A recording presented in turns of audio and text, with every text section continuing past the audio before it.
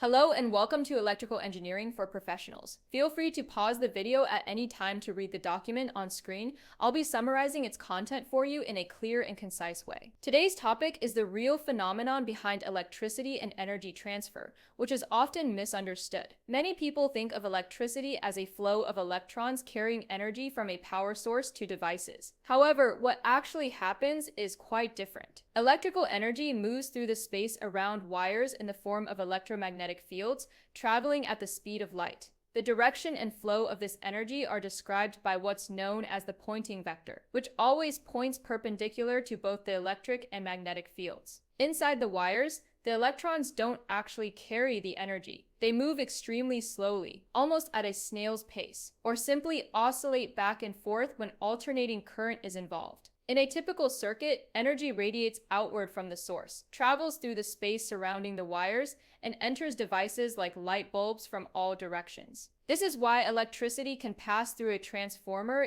even without a physical connection, and why a light bulb lights up almost instantly, even if the wires are very long. Let's look at what happens when you connect a battery to a light bulb. First, the battery creates an electric field that spreads through the entire circuit almost instantly. This field causes a slight buildup of electrons on the outside surfaces of the wires. These surface charges don't move with the current. They act more like a pressure on the walls of the conductor, creating a small electric field inside the wire. Next, the internal electric field pushes the free electrons already present in the metal. These moving electrons make up the actual electric current, but they drift very slowly. As they move, they generate a circular magnetic field around the wires, which also appears almost instantly. The combination of the electric and magnetic fields creates an energy flow which travels in the space around the wires, not inside them. This electromagnetic energy enters the light bulb from the surrounding space, making the atoms in the filament vibrate and produce heat and light.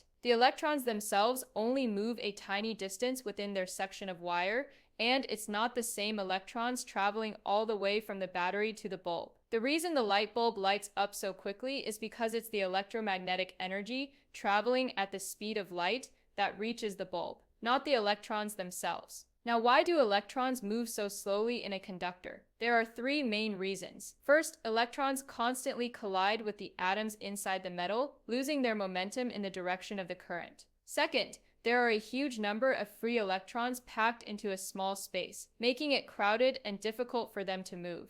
Third, the electric field inside the wire only applies a small force to each electron, which isn't enough to overcome all these obstacles quickly. The equation that describes electric current shows that it depends on the number of free electrons, the charge of each electron, their average drift speed, and the size of the wire. Even for a standard current in a copper wire, the drift speed of electrons is extremely slow. In summary, what actually travels at the speed of light is not the electrons, but the electromagnetic wave, the electrical signal, which is why a light bulb lights up instantly, even though the electrons themselves would take hours to get there. Thank you for following along. If you want to take a closer look at any part of the document, you can pause the video at any time.